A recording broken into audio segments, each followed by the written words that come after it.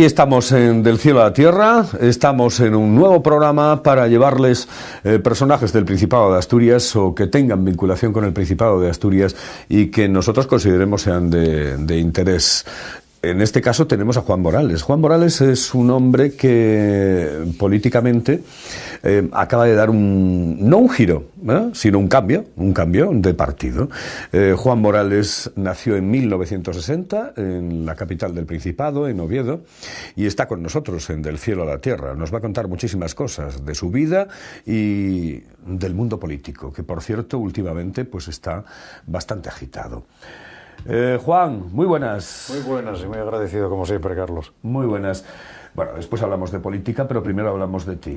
¿Naces en 1960? En 1960, sí señor. Nací aquí en Oviedo, en el seno de una familia trabajadora, humilde, pero, en fin, yo creo que es un buen año, pasando las dificultades que se pasaban en la época, pero, insisto, en una familia con un ambiente estrictamente acogedor, muy familiar, de mucho trabajo, pero un ambiente absolutamente formativo desde el punto de vista espiritual y desde el punto de vista, en fin, como persona. Yo estoy agradecido de haber nacido en ese seno de esa familia humilde, trabajadora, pero muy honrada y muy consciente de que por la vida se tiene que ir recto. Tu padre funcionario del ayuntamiento, tu madre ama de casa, ¿no? Justo, sí, efectivamente, sí. Mi padre además pluriempleado, es decir, tenía que aprovechar los momentos de descanso de un trabajo para poder sacar adelante a 4 hijos y además lo hizo de una manera absolutamente honrada y digna, ¿no? Yo creo que es un ejemplo, por lo menos para mí. Todos los padres suelen ser un ejemplo para los hijos, pero en este caso, insisto, de trabajo, de honradez, de rectitud y de sencillez, ¿no? Bueno.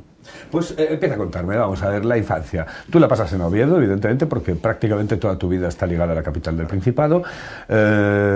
Tu primer colegio en General El Orza, sí, en el Menéndez Pelayo, sí, pero antes yo creo que tenías un maestro, una maestra o algo así, ¿o no? No, yo soy un hombre de barrio, es decir, yo soy un hombre que estrictamente de lo que antes se conocía como una persona de barrio. Yo me desarrollé donde mi niñez, por todo lo que es la Quinta, donde actualmente está el Palacio de los Deportes, el centro comercial, un centro comercial, la autopista, y ahí disfrutamos, en fin, todos los niños jugando a la pelota, jugando en función de la película que correspondiera ver el sábado, pues luego si era de vaqueros, pues éramos vaqueros, si eran indios, éramos romanos, y luego posteriormente desarrollé también en una época ya más de adolescencia mi vida también en otra zona también muy emblemática de Oviedo, como es el barrio de Pumarín.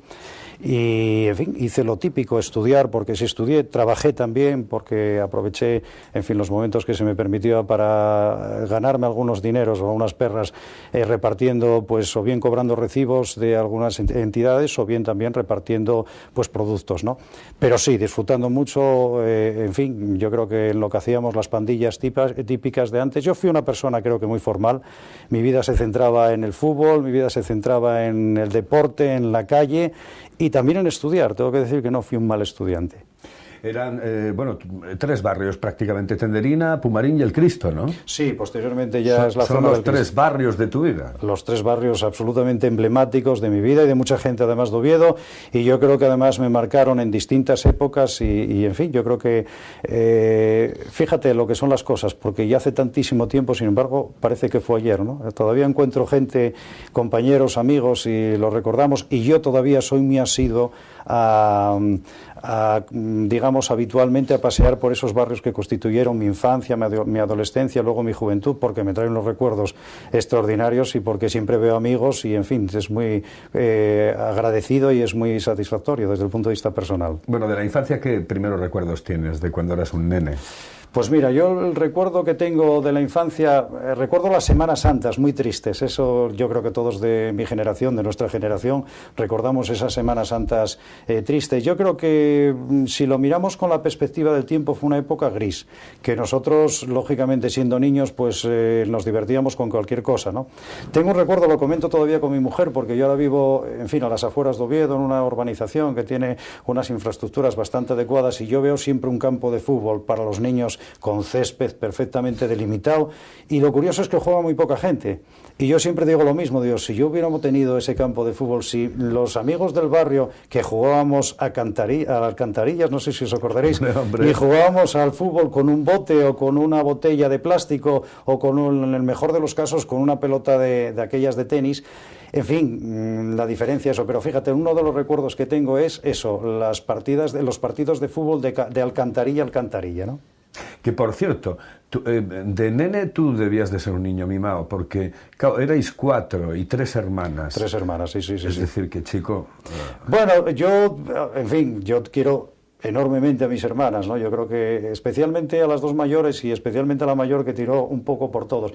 Yo lo que sí creo que fui un niño muy travieso, es decir, yo sí tengo el recuerdo y mi hermana Tere, la mayor, pues lógicamente muchas veces lo recuerdo, ¿no? Las dificultades que pasaba para encontrarme o para buscarme y poder encontrarme para ir a cenar cuando mi madre, que en paz descanse, pues nos llamaba para la cena o para la comida, ¿no? Por lo tanto, yo creo que fui un niño como todos, ¿no? Travieso y, en fin. Y un poco mimado por ellas. Bueno, sí, mimado, pero no fui un niño mimado, no lo creo, no, de verdad, lo digo sinceramente, sí fui, en fin, un niño lógicamente protegido en un ambiente familiar, pero en absoluto mimado, ¿no? Yo creo que no tengo esa sensación y creo que la tengan las personas que me conozcan, ¿no? ¿Tu primer barrio fue...? Sí, zona de la Tenderina.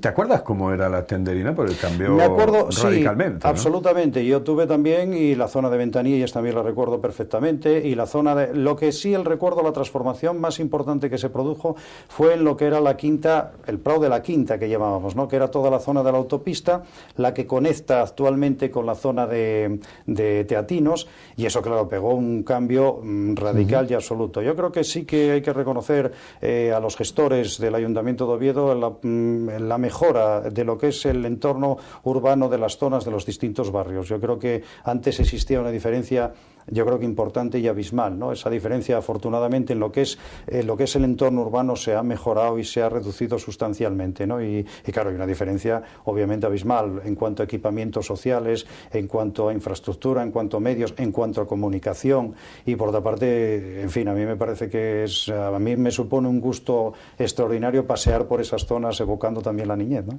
De la época de los 60, ¿cómo era aquel Oviedo que tú, bueno, tienes en la retina, pero de nene? Porque después hablaremos ya de la adolescencia, cuando ya te vas al Alfonso II y ya te haces tus primeros pinitos en bachiller. Claro, no, yo creo que ahí hay algunos recuerdos que nos han marcado. Insisto, el tema de la Semana Santa a mí me marcó mucho. Una Semana Santa lúgubre, una Semana Santa gris, una Semana Santa en la que no se podía cantar, por ejemplo. Yo creo en la que, no sé si los telespectadores recordarán, los de nuestra época, aquella película de Fray Escoba, que todos llorábamos enormemente. En fin, la Semana Santa yo creo que marcó mucho. Marcaban mucho también los veranos. Ya me acuerdo los veranos de poder disponer y salir después de ir a comprar el pan, la leche, que íbamos a una lechería a comprarlo, pues inmediatamente tenías el día para ti, lo cual era una auténtica maravilla. Yo me acuerdo también, en fin, juegos infantiles, las chapas, jugar con la peonza. Bueno, esos recuerdos son extraordinarios. Y lógicamente también los reyes, ¿no? La ilusión de los reyes. Yo me acuerdo 3 regalos que para mí fueron enormemente significativos. Un fuerte de los indios y de los vaqueros de madera que me regalaron, que me hizo una ilusión extraordinaria, que luego, en fin, yo pensé que era de los reyes y no, era del ayuntamiento, que a todos los hijos de funcionarios pues hacía todos el día de Reyes, hacía el regalo correspondiente.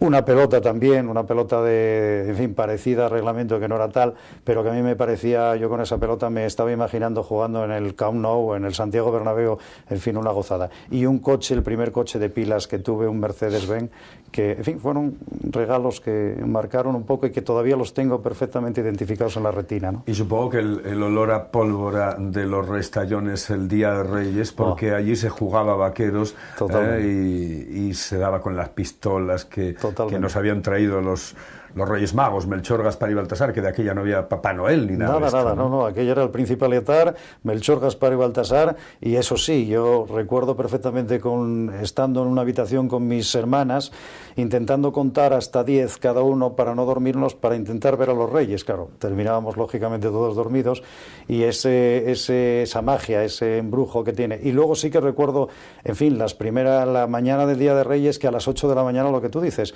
restallones, en fin, petardos, todo lo que hubiera, y ese día era estrictamente maravilloso. Lamentablemente duraba poco porque una de las cuestiones que yo nunca entendí es que después de recibir los regalos nos dieran tan poco tiempo para disfrutarlo, porque inmediatamente al día después empezábamos en la escuela. Yo eso creo que era otro de los aspectos que también me marcó porque no lo entendía, ¿no? Los de nuestra generación, los de los 60, nacimos con la televisión y nos recordamos la televisión en blanco y negro, los rombos, etcétera, etcétera. ¿Tú te acuerdas de alguna película, alguna serie de esas de televisión, de aquella, de las que no te dejaban ver y tú querías ver? Bueno, yo te recuerdo muchas, lo que pasa no te las voy a decir, sí, pero muchas, mira, yo por ejemplo, recuerdo claramente Bonanza, El Virginiano, en fin, Los Invasores, El Santo, todas esas películas las series que marcaron. Viaje al fondo del mar, Los Agentes de Cipoll, totalmente, toda aquella que era una maravilla, una Embrujada, ¿os acordáis de Embrujada? Y yo me acuerdo también la sesión de tarde de los sábados, en la que salíamos después de comer, jugábamos al fútbol, etcétera. Cuando llegaba la película, todos invariablemente y de una manera disciplinada, o bien nos reuníamos en casa del que tuviera televisión, o bien cada uno en la que pudiera, pero íbamos a ver la película. Y otro dato que era sorprendente, que seguramente te pasó a ti y nos pasó, era que inmediatamente después de la película, en función de la temática de la película, pues salías lógicamente disfrazado al uso. Si era de vaqueros, pues con las cartucheras, con las pistolas, con el sombrero. Si era de romanos, tú tenías tu espada, o te la agenciabas de cualquier manera, ¿no? Y recuerdo también los aros. ¿Tú te acuerdas del aro, ese de metal, y hacerlo tal? Y en fin, son recuerdos, en fin, agradables, pero ya ha pasado demasiado tiempo, ¿no? Tú eres un tipo futbolero, ¿eh? Sí. Cuéntame, de nene jugabas al fútbol. Sí. Y tenías tus equipos y tienes tus equipos. Sí. Yo sé uno de ellos a nivel nacional. Lo siento mucho, pero es del Barcelona, ¿no? Claro. No, yo creo que alguna cosa buena tengo que tener, Carlos. Y ser del Barcelona, yo creo que... yo jugué al fútbol, fui un muy mal jugador de fútbol, pero sí tuve siempre mucho tesón. De hecho, seguí practicándolo ya de mayor y tengo una técnica paupérrima, pero los que juegan conmigo saben que lo doy todo en la cancha y, en fin, que me vierto totalmente. Y de niño igual, de niño era un jugador bastante malo, pero sí tenaz y, en fin, no cesaba. ¿Llegaste a jugar al fútbol? Jugué en el Grujuan una época, yo creo que fue en infantiles, pero, en fin, di muy poco de sí porque no tenía capacidad para ello. Y sí, me gusta el fútbol. Me gustó más el fútbol de lo que me gusta. Es decir, yo fui un apasionado del Real Oviedo, un seguidor, socio. Yo no sé dónde están las acciones, pero me consta que compré acciones del Real Oviedo cuando la conversión del club en sociedad. Y sí, siempre fui seguidor del Oviedo. En su momento era un oviedista absoluto y total. Ahora sí que reconozco que he abandonado un poco lo que es la presencia en los campos de fútbol. Sigo al Oviedo como sigo al Sporting. Y a nivel ya, digamos, un poco por encima, pues sí, yo soy del Barcelona. Y soy del Barcelona, me vas a permitir, Carlos, y sé que esto a lo mejor no te va a gustar, porque dejando al margen al presidente, que es una persona, en fin, yo creo que es absolutamente excepcional. Mejor que excepcional no, es una excepción dentro de lo que es la política de fútbol del club, dejando al presidente con el que no comparto prácticamente nada. Sí me gusta el estilo de juego del Barcelona, sí me gustan los valores que trata de trasladar, la entrega, el trabajo, la modestia, la sencillez.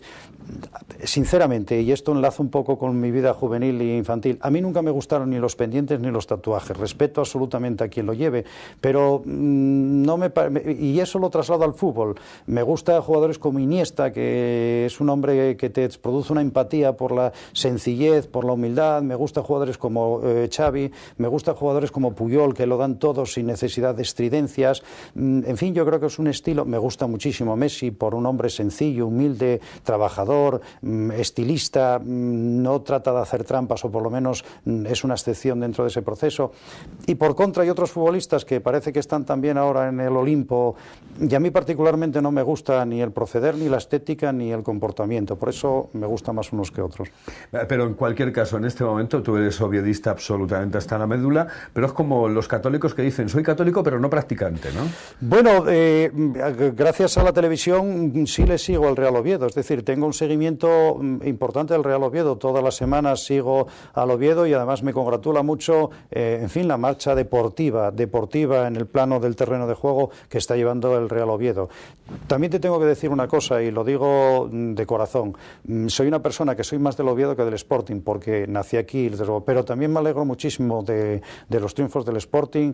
En fin, me precio de conocer a Manolo Vegarango, y creo que es un hombre de fútbol, de los de fútbol de antes, y yo me alegro muchísimo de los triunfos del Sporting también. Bueno, venga, vamos a pasar cuando ya te haces un poco mayor, sí.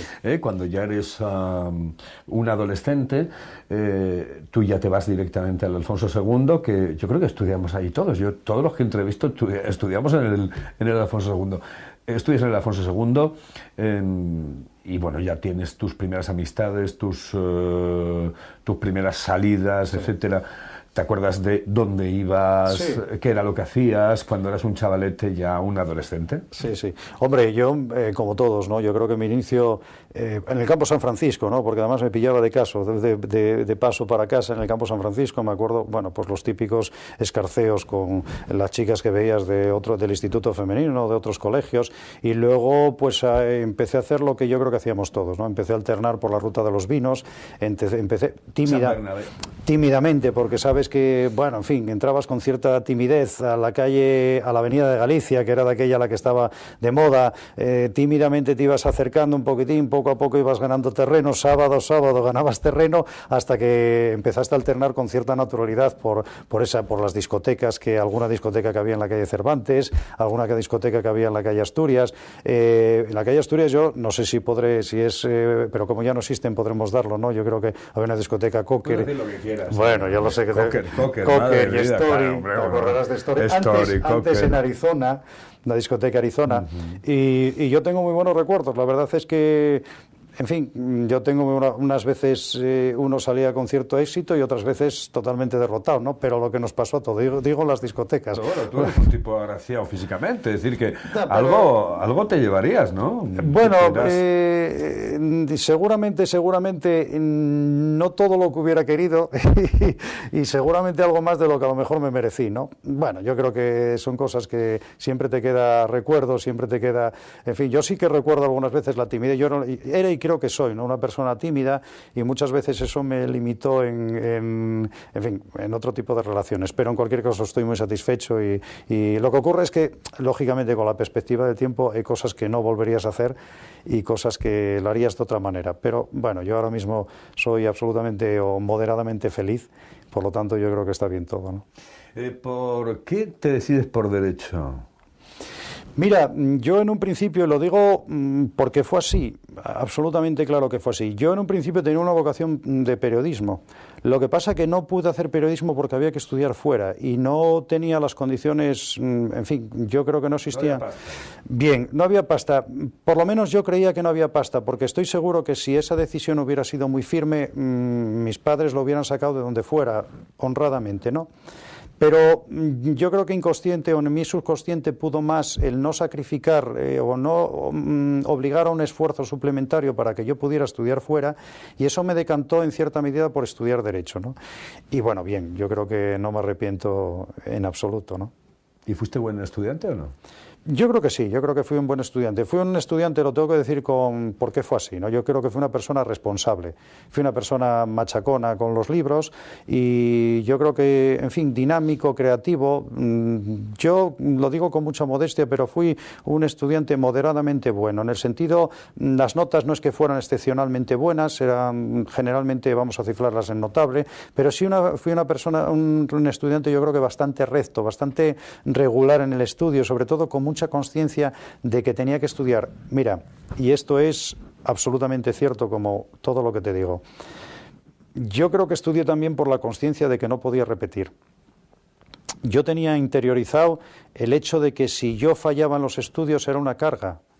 El repetir curso, el tener que tal, por ejemplo, cuando en las carreras repetías, ibas con ellas, era mayor el coste de la matrícula, ¿no? Y eso a mí yo lo interioricé de tal manera que me obligó, es decir, yo por eso creo que fui una persona bastante recta y bastante ordenada en ese aspecto, porque me responsabilicé mucho de la obligación que tenía, ¿no? Tú tuviste compañeros en la facultad que ahora, bueno, pues son gente de la vida pública, ¿no? Sí, sí, bueno, tengo compañeros, además, gente que está en la judicatura, un compañero que además fue modélico como compañero y además académicamente, y yo creo que en fin, no se va a enfadar porque cita Alberto Arce, que fue una persona como persona extraordinario, como compañero magnífico y además con una cabeza totalmente privilegiada, personas que están, hombres y mujeres que están actualmente también en la magistratura, gente que está también en el Tribunal Constitucional en la actualidad, hombres de la empresa, en fin, hombrecito Alberto Arce porque, digamos, como está vinculado a la Junta Letrado Mayor, pues quizás es el más conocido, pero yo creo que, como él, muchos, y yo creo que fue una promoción muy, muy, muy interesante, ¿no? Notarios también hay varios, en fin. A ti te coge la muerte de Franco con 16 años, 15, 16 años. Sí, 17, ¿no? Franco murió en el 70. Si naciste en el 60, no, perdón, 70. Sí, 15 años, solo 15. Estaba confundiendo. Sí, perfectamente, sí, me coge con 15 años. 20 de noviembre del 75. Efectivamente, sí. Fecha que no se puede olvidar. Bueno, ¿cómo vives aquellos momentos? Pues mira, primero yo no tenía conciencia de la situación, de lo de la realidad política. Yo creo que vivíamos en una época, en ese aspecto, muy gris, y por tanto yo creo que estábamos eclipsados, había muy poca cultura política, aunque yo, además de estudiar Derecho, además de estudiar en Alfonso II, compaginé todo eso con estudiando artes y oficios. Yo cuando estaba estudiando en la escuela, en el Menéndez Pelayo, con 14 años, me matriculé en la Escuela de Artes y Oficios que estaba en la calle del Rosal, donde está actualmente, yo creo que ahora está la Consejería de Educación, tiene algún departamento ahí. Bueno, pues allí se vivió un ambiente que para mí fue totalmente rompedor, porque se veía mucho ambiente de la bohemia vinculado a la pintura, mucho ambiente de la progresía intelectual, incluso político, y yo me acuerdo que con 14 años en una clase me parece que era de historia del arte, entraron los grises, los grises buscando a uno de las personas que estaba, y a mí aquello me impactó, porque ni lo entendía ni lo comprendía, pero sí me produjo una determinada inquietud, ¿no? Bueno, eso fue a los 14 años, posteriormente, insisto, es cuando la muerte de Franco, y yo tengo el recuerdo de la muerte de Franco. Primero, era un día muy frío, sí que me acuerdo que era un día muy frío, porque además, como no había clase, nos lanzamos a la calle inmediatamente, y luego sí que recuerdo haber encontrado unos pasquines, en fin, unas papeletas en el suelo, diciendo que ya se había muerto el dictador, etcétera, etcétera. Yo aquello no lo entendía del todo, pero sabía que algo se estaba produciendo, ¿no? Yo creo que, en fin, yo creo que fue un cambio importante. Luego, fue un cambio de vivir en una cierta tranquilidad, de vivir en una cierta normalidad en el que no había ningún aspecto de sobresalto en la calle. Pasamos a vivir la época de la transición, que yo creo que fue absolutamente constructiva y, por otra parte, muy, muy importante desde el punto de vista de nuestra formación, donde la política lo era todo. Yo creo que compartirás conmigo que los años que vinieron después todo era política, absolutamente todo era política, los ambientes, los amigos, las cafeterías, todo era de un lado o de otro, las manifestaciones, es decir, que se vivió con muchísima intensidad, ¿no? O sea, que pasamos de tener la política en un plano absolutamente desconocido a vivir la política, y ese marcó lógicamente la muerte de Franco, pero fue como la necesidad de explotar, y los años posteriores convendrás conmigo que fueron años absolutamente intensos, donde todo estaba politizado. Bueno, pues vamos a dejarlo ahí porque nos vamos al descanso y en un instante volvemos para seguir hablando aquí en Del Cielo a la Tierra con Juan Morales de muchísimas cosas, porque ahora entramos ya en otro tipo de materia, aunque hablaremos evidentemente antes de comenzar con la política de aquel Oviedo, evidentemente de los años 70.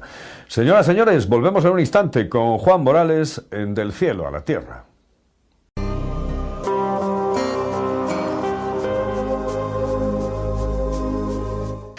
Pues seguimos adelante, estamos con Juan Morales en Del Cielo a la Tierra para conocer un poco más al personaje, a la persona.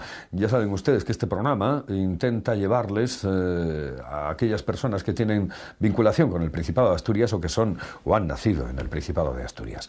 Juan, estamos hablando de los años 70, de la muerte de Franco, de ese cambio absolutamente radical que ocurre en el año 75. ¿Ese cambio lo notas también políticamente? Es decir, ¿es cuando empiezas a darle vueltas a la cabeza o no? Sí. Yo, ¿sabes lo que pasa? Que yo creo que era una sociedad muy complicada la que vivimos en aquella época, porque todo estaba estigmatizado. Es decir, si tú tenías una determinada forma de vestir, eras o facha o rojo. Pero además no había términos medios. Y para algunos, porque opinaras o fueras crítico, si resulta que los que pensaban uno, tú lo criticabas porque no era rojo, pero te ibas con los rojos y porque pensabas que tampoco solo eras facha, era una situación de un extremo absolutamente total. Yo creo que era producto de haber roto de una situación, lo que hablábamos, en una ruptura total, de no tener nada, a la explosión absoluta y valía todo, ¿no? Yo creo que eso, lo que pasa es que ahí sí te vas formando. Yo creo que la formación política te lo va dando en los años, la madurez, la experiencia, porque vas reposando en ese ímpetu y esa fuerza y esas ganas que tienes de cambiar todo. Piensas en esa época que la línea recta es la más corta para llegar a los sitios y te das cuenta con el paso de los años de que no es todo, la línea recta a veces no es la más corta, a veces tienes que negociar, a veces tienes que comprender también a la otra persona, ponerte en su lugar, establecer una especie de empatía, y esa es la manera de avanzar consensuando, no avanzar a la trágala, ¿no? Yo creo que aquella época era una época de avanzar a la traga, unos por un lado, otros por otro, y sin embargo por ahí iba la sociedad. Y en aquella época, a pesar de darse la sociedad, sí que los políticos mostraron una altura de miras importantes. Cuando se pactó la transición, cuando se hicieron los pactos de la Moncloa, que fueron, yo creo que un ejemplo, cuando surgió un partido, en aquel momento UCD, que fue, yo creo que un ejemplo en un primer momento de lo que debe ser el consenso y llevar a cabo las cosas para una adecuada marcha democrática. Bien, aquello que era una especie de un totum revolutum por una parte de la calle totalmente convulsa, sin embargo los políticos fueron capaces desde una madurez de, en fin, establecer la arquitectura de este edificio. Lamentablemente ahora que la situación debe ir a mejor, sin embargo, vemos que por arriba será todo lo contrario. La sociedad está calmada y los de arriba es imposible que se pongan de acuerdo para hacer cosas en favor de la sociedad, ¿no? Absolutamente cierto, porque es que yo creo que los políticos de aquella están a una altura impresionante. Felipe González, Santiago Carrillo, Tierno Galván, Adolfo Suárez, evidentemente Adolfo Suárez, Manuel Fraga. Es decir, había unos políticos que llegaron a acuerdos. Me acuerdo los pactos de la Moncloa con Fuentes Quintana, por ejemplo, que realmente ahora parecen impensables, ¿no? Es decir, total, que realmente son... Pero fíjate, Carlos, permíteme que te diga, fíjate el contrasentido. Era una época en la calle había una convulsión total y absoluta, es decir, la calle era un hervidero de unos por un lado, otros por otro. Sin embargo, por arriba sí fueron capaces de establecer esos acuerdos políticos, había una gran madurez política. Bueno, pues al día de hoy, cuando la calle presenta una madurez, un saber estar, una tranquilidad, sin embargo, los que tienen que responder y tirar del carro son los que están mostrándose absolutamente convulsos y totalmente iracundos, faltos totalmente de ningún tipo de anteponer el interés de los ciudadanos al partidista. Ese contrasentido es una cuestión absolutamente curiosa y eso es lo que produce actualmente el hartazgo de la sociedad. Los políticos no están a la altura de la sociedad. Lo mismo que en aquel momento los políticos estaban por encima de la sociedad, bajo mi modesto punto de vista, ahora es radicalmente diferente. La sociedad está en una altura absoluta y los políticos que nos dirigen de uno y otro signo están a un nivel paupérrimo, ¿no? Esa es la cuestión. ¿Primer contacto con la política cuándo? Pues lo tuve con UCD. Yo colaboré en la campaña de UCD cuando Matías Rodríguez Inciarte se presenta como candidato a la UCD por el Principado de Asturias. Ahí tuve la primera participación como colaboración, exclusivamente como colaboración. Lo que pasa que sí había una vinculación, digamos, desde el punto de vista de estar de acuerdo con los planteamientos de la UCD en aquel momento. Posteriormente no tuve una participación directa. Yo tengo que decir que yo, hasta mi militancia en el Partido Popular, nunca tuve una militancia en ningún partido político, lo cual me permitió una cierta libertad y lo cual me permitió también estar de acuerdo con determinadas políticas cuando consideraban que eran buenas para los ciudadanos y mostrarme en desacuerdo con otro con total naturalidad y libertad, ¿no? ¿Pero a qué años exactamente? Pues, es cuando tienes el primer contacto con el mundo político. Pues mira, el primer contacto, lo que es más directamente con el mundo político, yo lo tuve en el 77, cuando empezó a fraguarse las elecciones, a partir de ahí es cuando tuve una colaboración más activa en la UCD, fundamentalmente. Yo asistí a todos los mítines asistí.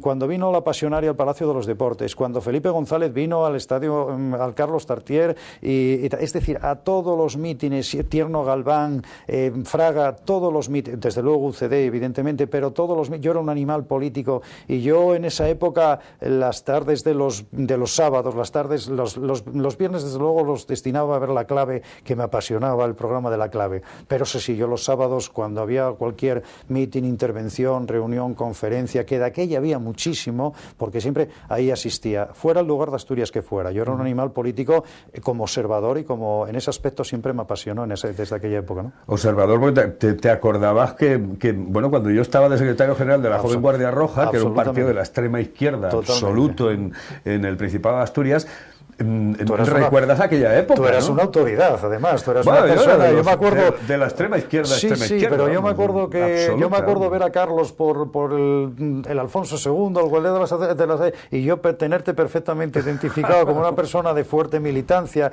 Sí, además es que, en fin, tú tienes algún pariente que era también compañero de clase y por lo tanto tenía una vinculación. Pero sí, yo te conocía perfectamente. Tú eras de aquello un hombre más público en lo político que ahora. Desgraciadamente, porque por eso llevábamos algún que otro palo, pero bueno. Pero te decía que esa primera militancia que tienes, ese primer contacto con la política, te lleva directamente a UCD, a tener contactos con sí. UCD, ¿no? De UCD te vas al Partido Popular. Ahí es cuando realmente... Hay un interín de tiempo que...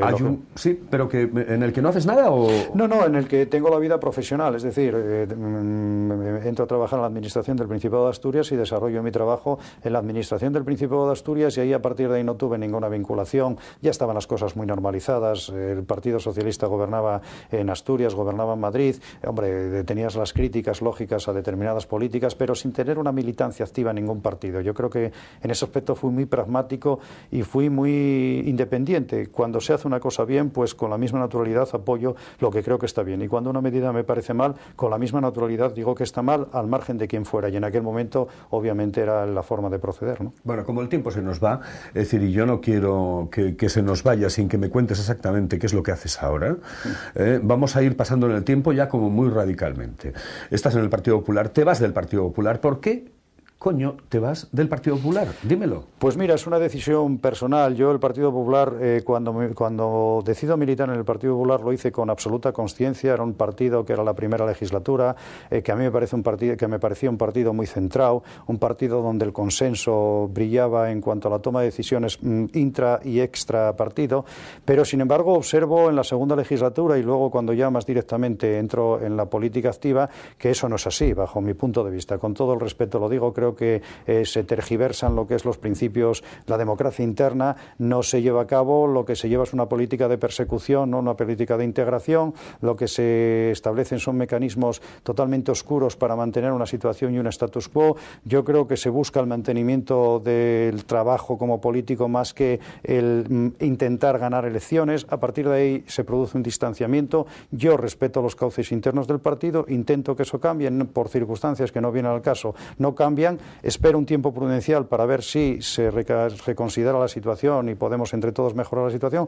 Como eso no solamente no mejora, sino que encima se intensifica la labor de persecución, en fin, consideré que con la misma naturalidad que entré, con la misma naturalidad tengo que salir cuando ya ese partido no responde. ¿Pero sales 5 minutos antes de que te echen? No, en absoluto, para nada. Yo tengo que decir, a mí ni me echaron porque tampoco di razones y tampoco, lógicamente, sería... Yo, una vez que estoy en un partido, tengo que respetar los cauces que existen en ese partido. Si ese partido quiero que cambien, intento hacerlo dentro de los cauces del partido. Si aún así no puedes, lo normal es, lo que yo hice, esperar que la cosa cambiara. Si la cosa no cambia y ves que además no cambia porque es imposible que cambie, porque quien está dirigiendo eso tiene un interés claro y manifiesto de que eso no cambie, pues a partir de ahí lo único que me cabe es, o en fin, como vulgarmente se dice, armar la merimorena, y creo que no es ni mi estilo, ni es lo que los militantes de base, por respeto a ellos, se merecen. Yo lo que decido es, con la misma naturalidad, dejo de estar ahí porque ya no es lo que yo luché porque fuera y ya no es lo que yo pensé que ese partido podría ser, que fue en sus orígenes y que luego posteriormente, lo digo con total claridad, creo bajo mi punto de vista que no responden absolutamente a ello. Por lo tanto, con la misma naturalidad y con la misma consciencia que entré, con la misma naturalidad y la misma consciencia, dejo de estar en un sitio donde no me gusta lo que ese sitio está diciendo, ni me gustan los derroteros, y además veo que es imposible que se cambie por cauces democráticos esa forma de hacer. Cuando no estás a gusto en un sitio, lo más natural, lo mejor para todos es dejar ese sitio. ¿Ves quizá que hay un caudillaje por parte del alcalde de la ciudad de Oviedo, Gabino de Lorenzo, en absolutamente todo el partido? Es decir, bueno, que es el que controla... Yo lo que sí tengo muy claro es que si el alcalde de Oviedo quisiera cambiar las cosas, se podrían cambiar. Si no cambian es porque entre ellos, pues el alcalde de Oviedo es que le interesa que las cosas no cambien. Pero así de claro, es decir, no se puede hacer engañar a nadie. Si las cosas, el alcalde de Oviedo tiene una prepotencia indiscutible dentro del Partido Popular. Por lo tanto, eso está claro. Si el Partido Popular es lo que es porque le interesa quien sea, entre ellos el alcalde de Oviedo, que sea lo que es. Y si no se cambia es porque no le interesa que cambie. Esto es así. Todo lo demás son, permítame la expresión y hablando claramente, son absolutas milongas, ¿no? Pero, en fin, eso ya es problema del Partido Popular y de sus militantes. Y te vas a ideas, ¿qué es lo que realmente en este momento bueno, interesa y me interesa a mí, ¿no? Que cuentes. Montáis ideas, y digo montáis, no lo digo ni entre comillas ni nada, sí, se monta ideas. Es decir, bueno, no es exactamente así. Vamos a ver, IDEAS es el acrónimo de Independientes de Asturias. Hay una serie de partidos independientes que ya están formados, y es más, y tienen representación institucional. El alcalde de Corbera se gobierna en Grau, se tiene representación institucional en Avilés, se tiene también en Siero, se tiene en Teberga, se tiene también en Cangas de Narcea. Es decir, hay una serie de partidos independientes que deciden que es necesario dar un paso a la representación institucional en el Principado de Asturias. Y me vienen a buscar. Esto es así, una cuestión que a mí me honra y que además estoy totalmente satisfecho porque, en fin, yo creo que hemos hecho un partido totalmente unido, un partido integrado, un partido donde la lealtad es el principio que rige y un partido donde la democracia en la toma de decisiones yo creo que es el elemento fundamental y común de actuación. Por lo tanto, estoy totalmente satisfecho. Me vienen a buscar, establecemos un proceso de contactos, muchas reuniones, muchas conversaciones, muchos acuerdos, muchas discusiones en el mejor sentido de la palabra y acordamos un método, un procedimiento, un cauce. Y acordamos algo también más importante, el fondo, es decir, lo que es los elementos programáticos del partido. Y yo estoy totalmente satisfecho y a partir de ahí formamos un equipo. Yo creo que utilizando el símil automovilístico, yo creo que estamos colocados en la parrilla de salida, tenemos un coche que es IDEAS, tenemos un buen equipo que somos todos sus componentes. Modestamente hay un conductor que es el único que hay hoy por hoy en el panorama político asturiano decidido para las elecciones, que con toda modestia soy yo, y tenemos un programa que quiere estar muy cercano a los ciudadanos, hablar a esas personas que están hartas de los partidos políticos tradicionales porque les han abandonado, ser un partido de los autónomos, ser el partido de la educación, ser el partido de las mujeres y los hombres del campo, de la juventud, ser el partido de los mayores, ser el partido que apueste decididamente por el empleo, porque fíjate, hay una cuestión que los ciudadanos se tienen que dar cuenta y es realmente asustante y es realmente preocupante. Ahora debería estar en este panorama y ante esta situación debería estar ya decidido quiénes son los candidatos de cada partido a la próxima presidencia del Principado de Asturias. Lamentablemente ningún partido salvo IDEAS tiene candidato y no lo tiene porque no lo puede tener, porque tienen antes que resolver sus cuitas y sus luchas y sus navajeos internos, como estamos viendo lamentablemente en la prensa, y hoy tendríamos que estar entre todos negociando o estableciendo medidas para salvar la situación de los desempleados. Es que hay más de 80.000 personas en Asturias en paro, es que aumenta cada vez el número de hogares que no tienen ningún miembro en edad de trabajar trabajando, y eso es lo que tiene que dedicar la atención y el esfuerzo de todos, no las luchas internas, no si viene fulanito, menganito, una corriente, la otra. Eso es lamentable, y mientras tanto los parados, ¿quién se acuerda de los parados? Bien, yo creo que este panorama es el que tiene que cambiar radicalmente. Tiene que ser un partido que vea los problemas de los ciudadanos como problemas propios. Nosotros utilizamos un eslogan que dice algo así, que somos diferentes porque somos como tú, somos personas de a pie, que trabajamos, que sufrimos, que vemos las penurias y que por tanto estamos cansados de lo que hay, estamos hartos. Y así lo muestran los ciudadanos en la encuesta de CIS, que dice que los partidos políticos no son la solución, son el problema, el tercer problema de este país. Por lo tanto queremos dar respuesta y para eso necesitamos el apoyo de los ciudadanos. Lo que no vale de nada es que los ciudadanos están hartos de los políticos, pero a la hora de votar se abstengan o no vayan. No, porque al final se hacen cómplices de lo que están combatiendo, lo que están criticando. Nosotros pedimos una oportunidad para cambiar esta marcha que es totalmente negativa, y ahí están los parámetros y ahí está la vida diaria de lo que ocurre en este país y en esta región, ¿no? ¿A quién le vas a quitar los votos? ¿A Álvarez Cascos, a Tini Areces o a Javier Fernández, dependiendo de lo que ocurra en el Partido Socialista? Pues mira, yo no me gustaría quitar los votos a nadie. Lo que sí me gustaría es hacer un llamamiento a esas 400 y pico mil personas que pudiendo ir a votar no van, porque están hartos de esos. A esas personas les diría, por favor, ir a votar. Otorgar la confianza a quien queráis, pero ir a votar, porque lo que estáis haciendo no yendo a votar es siendo cómplices de esta situación. Y nosotros modestamente queremos cambiar y regenerar y dar transparencia a la vida política, pero no lo podemos hacer solamente presentándonos. Necesitamos el apoyo de las personas, de los votantes, de aquellas que quieren dar una nueva oportunidad Pedimos que nos den esta nueva oportunidad y para eso hay que ir a votar. Y como si es el señor Álvarez Cascos, como si es el señor Areces, como si es Javier Fernández, como sea quien sea, son representantes de partidos políticos que no han sabido resolver los problemas de los ciudadanos. Esa es la cuestión. La cuestión es que nos vamos a enfrentar varias fuerzas políticas, unas que ya tienen una trayectoria política absolutamente demostrada, de valores pocos y de defectos, yo creo que muchos, y otros que pedimos una oportunidad, que estamos dejando y realizando un esfuerzo conscientes y voluntariamente, pero dejando al lado lo que es nuestra vida personal para centrarnos en trabajar por los demás. Pero esto es insuficiente. Queremos regenerar y queremos cambiar, pero para eso necesitamos el apoyo, con el voto de los ciudadanos.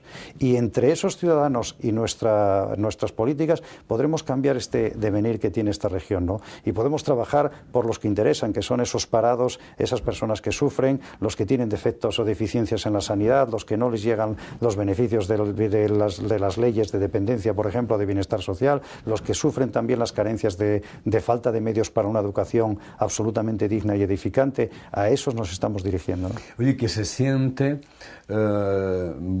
pilotando una máquina como la de Button, la de Fernando Alonso, la de Vettel, a pilotar una máquina como la de Alguersuari o la de la Rosa, ¿no? Bueno, pero fíjate una cosa, Carlos. Aquí lo importante es, el fracaso no existe si estás en esa parrilla. El fracaso es quien cree que debe estar y no se atreva a estar. Yo, por ejemplo, no me preocupo. Yo sé que hay determinados poderes fácticos y fuerzas que son suficientemente fuertes como para intentar, eclipsar. Bien, pero sé perfectamente que hay una fuerza contra la que no pueden combatir, que es contra el sentido común y contra la opinión pública. Por eso yo me dirijo a la opinión pública, a esa que no es manejable, a esa que no es utilizable. Nosotros vamos a tener un déficit y unas deficiencias y, por otra parte, unas dificultades manifiestas. Al lado de esos coches potentísimos, existen coches menos potentes. Pero esos coches forman parte de la carrera y en algunos casos son también determinantes para que la carrera cambie. Y es verdad que tú no puedes aspirar muchas veces a una mayoría absoluta, pero sí aspiras a ser determinante para que las políticas de quien sea se reorienten hacia donde se tengan que reorientar. Tenemos el ejemplo de lo ocurrido en Gran Bretaña. Hay dos grandes partidos, pero esos dos grandes partidos están absolutamente mediatizados por las políticas que determina un partido menor. ¿Quieres quitarle la bisagra Izquierda Unida o qué? Yo lo que quiero es que los ciudadanos participen activamente. Y que si lo estiman oportuno, si las políticas, las intenciones de regeneración, de transparencia, de hacer prevalecer el interés general sobre el interés partidario o partidista, les interesan, nos otorgan su apoyo. Y con ese apoyo vamos a ser determinantes en la dirección política y en la dirección de la acción de gobierno del Principado de Asturias. Esto significa tratar de condicionar de una manera negativa, no, tratar de condicionar de una manera positiva las políticas de los grandes partidos. Que sepan los grandes partidos que no pueden campar a sus anchas, que sepan los grandes partidos de que aquí no les vale ya que, dice, bueno, como aquí no participan nos da lo mismo, nosotros tenemos con que participen X personas ya tenemos lo nuestro. No, que sepan, que sientan el aliento de la opinión pública, que sientan detrás de sus cabezas el aliento de aquellas personas que están hartas de la situación y que esto se puede cambiar. Y a lo mejor con muy poco se cambia radicalmente la forma de hacer la política. Y vuelvo otra vez al ejemplo de Gran Bretaña. El Partido Conservador no va a poder hacer la política con un principio. ¿Por qué? Porque está mediatizado positivamente por el condicionante del Partido Liberal. Por lo tanto, el consenso, el acuerdo, el que nadie campe a sus anchas, el que nadie quiera imponer a otro por la fuerza del poder que tienen sus políticas, es importantísimo, porque así se avanza. Lo que hablamos al comienzo de la democracia, al comienzo de la época de la transición, fueron muchos los acuerdos, fueron muchos los pactos. Ningún partido tenía la hegemonía para querer imponer, y si la tenía había la consciencia de que no podía ser así, que se tenía que contar con todos, porque Asturias y España es de muchos, no es de unos pocos, y no se puede imponer. Y eso es lo bueno que tienen partidos, que sean partidos que determinen también en positivo la acción de gobierno. Y esa es nuestra pretensión. ¿Por qué? Nosotros nos gustaría gobernar por mayoría absoluta, pero bueno, también somos conscientes y somos realistas y en fin, la situación es la que es. Por lo tanto, nosotros trabajamos para conseguir y para ser determinantes en la acción de las políticas del gobierno de la próxima legislatura en el Principado de Asturias. Con ese piquito de oro que tienes, en el Parlamento te lo llevarás todo, ¿no?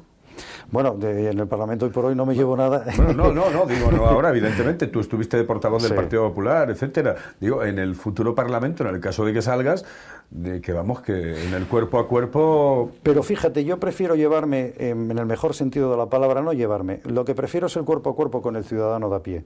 Lo que prefiero es que estar en contacto permanente con los ciudadanos, que yo no lo he perdido. Yo estoy en contacto con mi barrio, con el barrio que fue, con la gente que lo necesita, con el contacto con la persona de la cafetería. No, mira, uno de los aspectos y me alegro que me hagas esta reflexión, esta pregunta, porque uno de los aspectos que yo más eché en falta cuando estuve más metido en la política era la libertad y era el contacto permanente con los ciudadanos. Cuando tú vives en el mundo político, y yo lo viví, lamentablemente, estás como encerrado. El político se encierra sobre sí mismo, sobre los otros políticos, y a todos los demás no ve los problemas, es decir, no sale del Parlamento. Lo que yo pretendo es justamente lo contrario. Lo que pretendo es estar en la calle, estar en contacto con los ciudadanos, sentir sus necesidades, que son mis necesidades, para llevar a su solución. No pretendo vivir en esa especie de palacio de cristal que es el Parlamento regional, donde no se sale de ahí, se discute estrictamente de lo que les interesa y se busca estrictamente el titular de los medios de comunicación y se olvida de todos los demás. Los políticos tenemos que estar o tienen que estar en la calle, sufriendo como sufren los ciudadanos, para buscar las soluciones a sus problemas. ¿Sabes que nos tenemos que apretar el cinturón bastante, ¿no? Hay que reducir el déficit público de nuestro país y, bueno, la Unión Europea nos ha puesto las cosas bien claras, es decir, o por aquí o por aquí.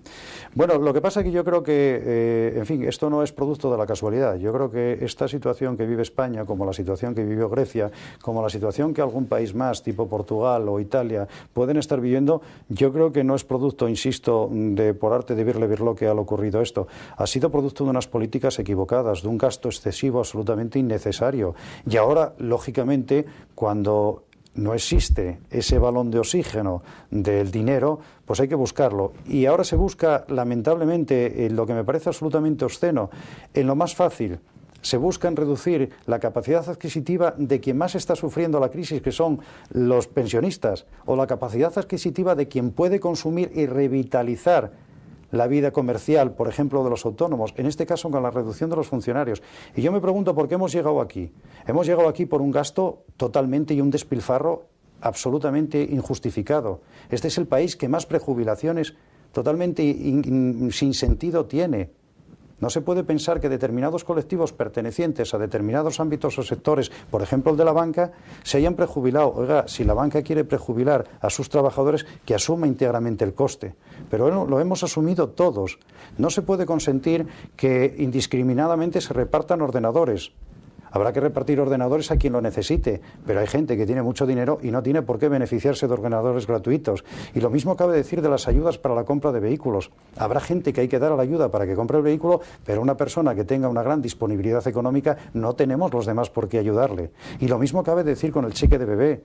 Es decir, hubo políticas, y el señor Zapatero es culpable de una parte importantísima de las mismas, donde fueron políticas de un despropósito total, de nuevos ricos. Se gastó indiscriminadamente y claro, cuando tú gastas indiscriminadamente, el dinero se te esfuma. Y cuando ya no tienes dinero y además no puedes llamar a la puerta de otros para que te lo dan, porque hay una serie de especuladores que están esperando, como las alimañas, esperando la presa para ir a por ella, entonces, claro, lo fácil es lo que ha hecho este gobierno, que me parece, insisto, un despropósito y una obscenidad. Es ir a atacar a los que siempre son los paganos de la situación, a los que menos tienen. En este caso, los pensionistas, que hay pensiones bajísimas. Hay personas que cobran 600 euros de pensión y a eso se les va. Ahora los desmanes de un mal gobierno, las atrocidades en determinados, en fin, sobrecostes de determinadas obras que alguien tendrá que explicar, compras totalmente injustificadas, actuaciones administrativas y políticas que llevan a una ciudad o llevan a una región a una situación de un fondo o un saco sin fondo. Determinadas gestiones de determinados políticos llevan un coste importantísimo para las arcas de las administraciones, digo regional, nacional y local. Y al final, ¿quién paga eso? Esos desmanes los tenemos que pagar los ciudadanos y esto no puede ser. Esto no puede ser. Hay ejemplos, si me permites, paradigmáticos. Alguien tiene que explicar el sobrecoste del Musel. que son 250 millones de euros. Alguien tendría que explicar por qué se va a comprar el Palacio de Justicia, que parece ser, según informaciones, que costó bastante menos a una empresa y se le va ahora a comprar por bastante más. Alguien tiene que explicar por qué se hacen operaciones de expropiación que luego salen totalmente deficitarias desde el punto de vista de las arcas municipales, y ahora tenemos que vender suelo público o tenemos que hacer... ¿Pero te refieres a Villa Magdalena? Me refiero a todo. Mira, me estoy refiriendo a actuaciones que desde los... Te digo lo último que has dicho. Probablemente, y no conozco exactamente el caso, pero alguien tiene que explicar por qué se da esa situación. Es decir, alguien tiene que explicar por qué la gestión de una determinada administración lleva un coste indudable para los ciudadanos. Eso es lo que se tiene que explicar. Claro, lo fácil es no explicar todas esas situaciones y meter en vereda a los que más dificultades tienen. Pues ahora mismo parece ser los pensionistas, serán los funcionarios, pero mañana serán los trabajadores por cuenta ajena a los que se les subirá algún punto más en la retención. Y al final, ¿quién van a ser los grandes perjudicados de toda esta situación? Los autónomos. Porque si a todo esto unimos que se va a subir el IVA en julio, al final el poder adquisitivo y el poder de consumo que vamos a tener se va a ver notablemente mermados. Y si resulta que se les disminuye la posibilidad de consumo a los pensionistas, se les disminuye la posibilidad de consumo a los funcionarios, se les disminuye la posibilidad de consumo a los trabajadores por cuenta ajena, y además nos viene una subida del IVA, ¿quién va a salir, por ejemplo, a consumir? ¿Quién va a salir a tomar una copa, a tomar una botella de sidra, a cenar, a tomar un café? ¿Quién va a comprar un libro? Claro, cuando tú tienes otras necesidades, todo lo demás lo dejas en segundo lugar. Por tanto, esto es una cadena que van a sufrir no solamente los colectivos que ahora parece que van a sufrir al final los que siempre sufren estas situaciones. Y yo creo que es la situación totalmente injusta. Los poderes públicos, las administraciones, tienen que dar explicación porque tratan de matar, a cañonazos a los más débiles. Oiga, mire usted, explique por qué se ha ido tanto dinero por otros sitios. Porque con ese dinero que se ha ido, seguramente no era necesario estas medidas drásticas que se ponen en marcha. Vamos a ver, ya lo has dicho todo, lo has dicho todo. ¿Qué ves en televisión? ¿Perdón? ¿Qué ves en televisión? ¿Qué veo en televisión? Pues mira... Porque va muy rápido, que nos quedan 2 minutos. Pues mira, fundamentalmente me gustan estos programas donde se dice asturianos, madrileños, andaluces, españoles por el mundo. Me gustan mucho programas de callejeros, me gustan mucho programas vinculados a viaje y programas documentales. Te digo, y lo digo totalmente claro, me niego a ver programas del corazón absolutamente cutres que existen lamentablemente en este país. Creo que es una deformación total, intolerable, bajo mi punto de vista. ¿Lo lees todo? Casi todo. Leo, ojeo cuando voy a revistas, tipo Hola, etcétera, las ojeo y tal, pero suelo leer revista, periódico de prensa, periódico regional, obviamente, los 3, y todos los periódicos locales que tengo, y lógicamente también periódicos vinculados a la economía. ¿Te manejas bien en Internet? Bueno, me manejo, bien no, pero me manejo. El móvil supongo que indispensable. Sí, aunque deberíamos hacer un ejercicio para bajar el consumo del móvil, aunque también reconozco que el móvil, da mucha libertad y mucha seguridad. ¿Un lugar en el que te gusta perderte? Indudablemente Los Oscos y Castropol. Bueno, está mal, ¿no? No, es una auténtica maravilla y, yo creo que a mí me retrotrae a otros momentos, a una situación ciertamente idílica. Yo creo que es una manera de desestresarte, desconectar. Parece que estás en otro mundo. A mí Los Oscos siempre me maravillaron y, desde luego, también Castropol. ¿Convences también en casa como haces habitualmente con los tuyos? Eso es muy difícil. La verdad es que yo tengo 2 hijos maravillosos, pero, me pierde a veces, me pueden muchas veces. Y tengo la suerte de contar, de verdad, lo digo de todo corazón, con una gran mujer y compañera a mi lado, que es mi mujer, con la que tengo totalmente, somos amigos, compañeros, nos divertimos y además tengo una complicidad y un apoyo total. El Oviedo se la juega, sabes que tiene 3 eliminatorias por delante, esperemos pasar la primera contra el Pontevedra. ¿Crees que se sube a segunda división? Me gustaría, ciertamente es difícil. El primer equipo es difícil. Yo creo que los equipos gallegos son equipos muy complicados, que están muy trallados en la categoría y tal. Pero bueno, en cualquier caso, lo que sí tiene el Oviedo, algo que no tiene nadie, que es una afición extraordinaria, totalmente ejemplar, y yo creo que con esa afición, a poco que pongan los jugadores lo conseguiremos, ¿no? Dejamos al Oviedo, en el que estamos de acuerdo, en el tema del fin de semana, porque este fin de semana los tuyos juegan contra el Valladolid y los míos juegan contra el Málaga. La Liga tiene nombre ya, ¿no? Bueno, lo dijo Guti, el 95% para un lado y el 5% para otro. Hombre, yo creo, a ver, si los dos equipos se juegan mucho, pero el Valladolid, bueno, yo creo que no está al nivel de fútbol ni de fuerza para poder afrontar ese partido. Lo lógico, es que el Barcelona gane, porque sería lógico, lo mismo que es lógico que el Madrid gane, que tiene mucha pegada, poco juego creo yo, pero mucha pegada. ¿Por dónde empiezas el periódico? ¿Por atrás o por adelante? No, siempre por delante. Yo ahí soy muy siempre portada, en fin, así sigo, no tengo una predilección, me gusta leerlo todo, no me gusta dejar algo para luego, soy muy metódico en ese aspecto. De todos los países que has recorrido, ¿cuál es el que más te ha gustado, el que más te ha impactado? ¿Dónde querrías volver? Mira, a mí me gusta mucho Francia. Sé que no tenemos feeling con los franceses, pero me parece un país muy bonito para visitar. Y a mí una ciudad que me encanta es París. Quiero decir, yo París me perdería, en fin, si pudiera cada mes, ¿no? Pero lógicamente no puedo. Pero eso es una ciudad entrañable. Me gusta mucho Londres para visitar también de vez en cuando. Y bueno, yo creo que esas son las dos ciudades, ¿no? 30 segundos y di lo que quieras. Pues que estoy encantado, como siempre, es que eres una gran persona, una persona con la que me siento absolutamente a gusto, que compartimos vivencias, compartimos ambientes y por tanto es muy fácil entenderse contigo y hacer amena algo que en principio parecería un todo, y espero no haber aburrido o que no hubiéramos aburrido a los televidentes, ¿no? De eso seguro. Aquí han pasado ya 50 y tantos personajes, ¿eh? Este es un programa para quedar bien. Yo lo digo, el CISO es igual, que sea de izquierdas, de derechas, de centro, me da igual, a lo que se dedique. Este es un programa para quedar bien, porque la gente que viene aquí me cae bien. Aquí vamos a hablar y además se nota, ¿no? Yo creo que eso se transmite, estás a gusto y sobre todo estás muy a gusto cuando hablas de cosas que te gustan, que las sientes de verdad. Yo creo que se nota, y yo, en fin, tengo que decir sinceramente que todo lo que he dicho lo siento, porque es la rigurosa verdad, pero espero además haberlo transmitido, ¿no? Muy bien. Juan, muchísimas gracias. Muchas gracias a ti. Señoras, señores, esto es Del Cielo a la Tierra, y la próxima semana tendremos otro invitado con más cosas que contar que tengan que ver con el Principado de Asturias o que hayan nacido en el Principado de Asturias. Nacencia y paciencia en este programa se confunden. Muy buenas. Saludos.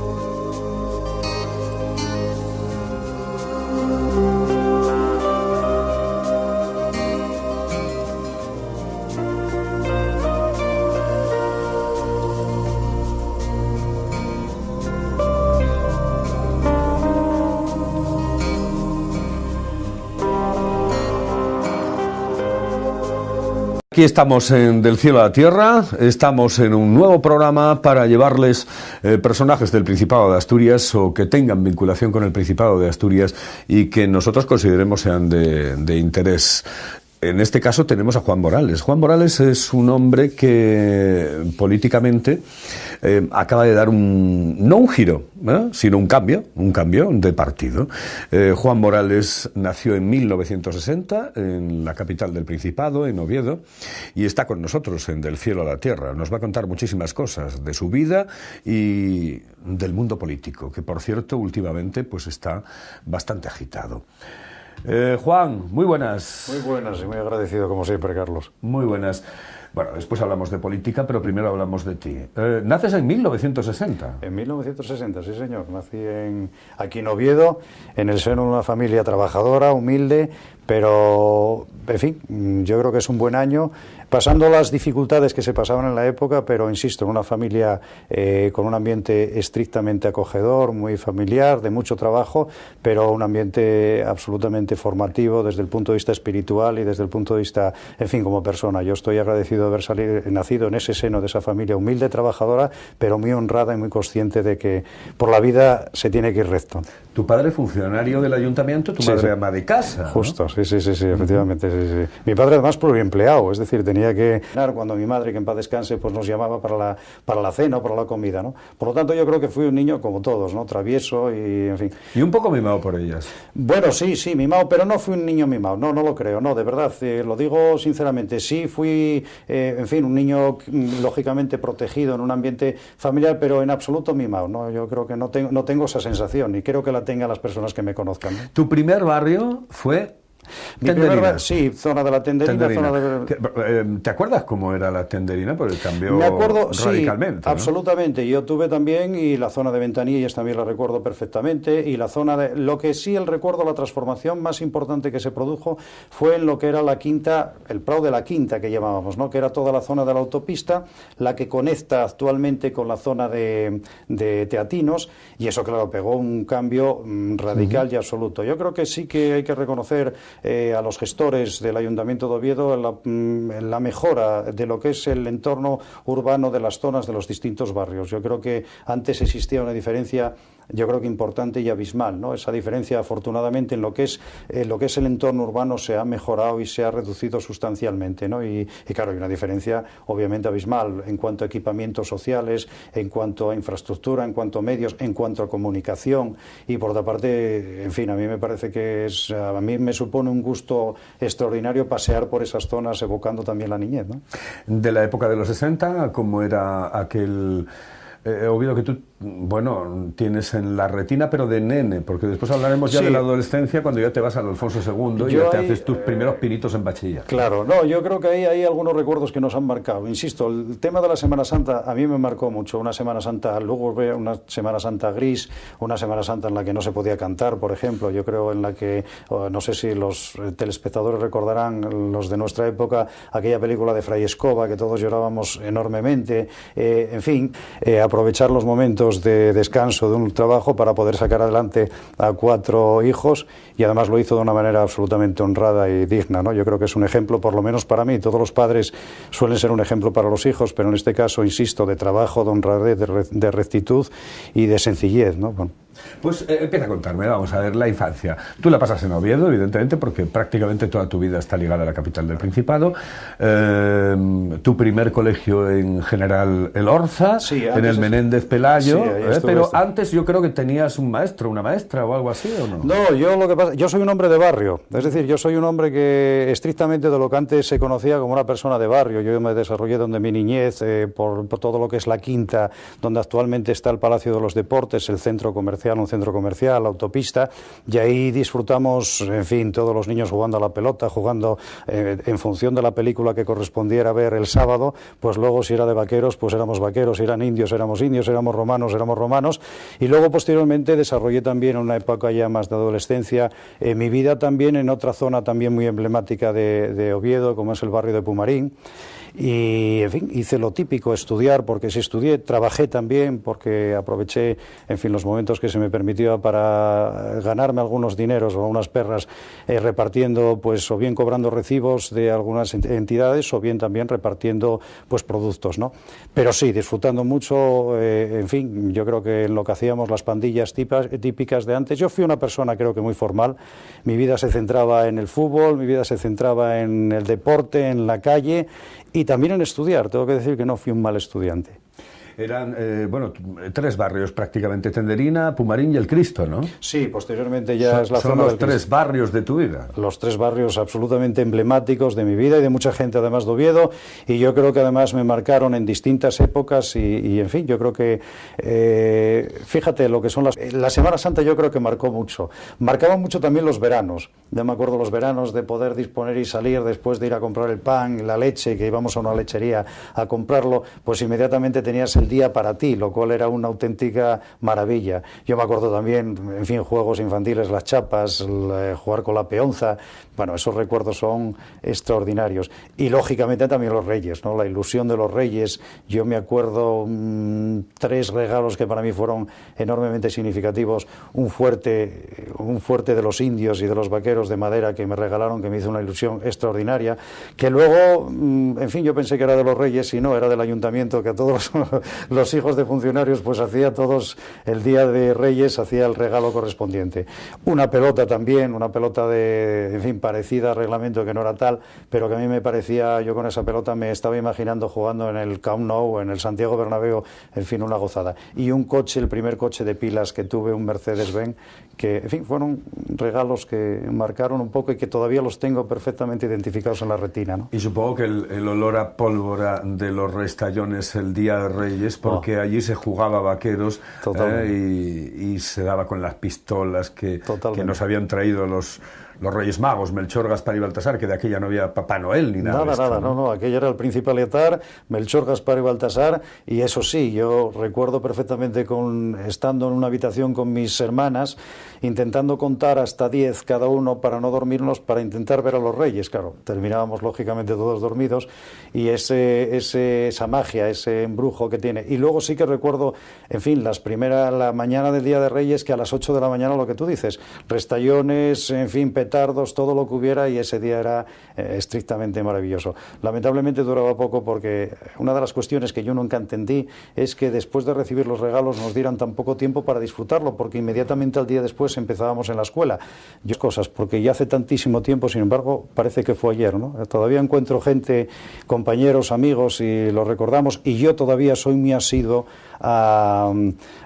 digamos, habitualmente a pasear por esos barrios que constituyeron mi infancia, mi adolescencia, luego mi juventud, porque me traen unos recuerdos extraordinarios y porque siempre veo amigos y, en fin, es muy agradecido y es muy satisfactorio desde el punto de vista personal. Bueno, de la infancia, ¿qué primeros recuerdos tienes de cuando eras un nene? Pues mira, yo el recuerdo que tengo de la infancia, recuerdo las Semanas Santas, muy tristes. Eso yo creo que todos de mi generación, de nuestra generación, recordamos esas Semanas Santas tristes. Yo creo que si lo miramos con la perspectiva del tiempo, fue una época gris, que nosotros, lógicamente, siendo niños, pues nos divertíamos con cualquier cosa, ¿no? Tengo un recuerdo, lo comento todavía con mi mujer, porque yo ahora vivo, en fin, a las afueras de Oviedo, en una urbanización que tiene unas infraestructuras bastante adecuadas, y yo veo siempre un campo de fútbol para los niños con césped perfectamente delimitado, y lo curioso es que juega muy poca gente, y yo siempre digo lo mismo, digo, si yo hubiéramos tenido ese campo de fútbol, si los amigos del barrio que jugábamos a alcantarillas, no sé si os acordaréis, y jugábamos al fútbol con un bote o con una botella de plástico o en el mejor de los casos con una pelota de aquellas de tenis. En fin, la diferencia es eso, pero fíjate, uno de los recuerdos que tengo es eso, los partidos de fútbol de alcantarilla a alcantarilla, ¿no? Que, por cierto, de nene tú debías de ser un niño mimado, porque claro, erais 4 y 3 hermanas. 3 hermanas, sí. Es decir, que chico... Bueno, yo, en fin, yo quiero enormemente a mis hermanas, ¿no? Yo creo que especialmente a las 2 mayores y especialmente a la mayor, que tiró un poco por todos. Yo lo que sí creo que fui un niño muy travieso, es decir, yo sí tengo el recuerdo, y mi hermana Tere, la mayor, pues lógicamente muchas veces lo recuerdo, ¿no? Las dificultades que pasaba para encontrarme o para buscarme y poder encontrarme para ir a cenar.